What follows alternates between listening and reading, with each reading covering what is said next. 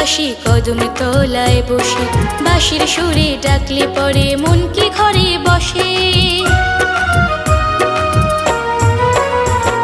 মাধব বাজায় মোহন বাঁশি কদম তলায় বসে, বাঁশির সুরে ডাকলে পরে মন কি ঘরে বসে।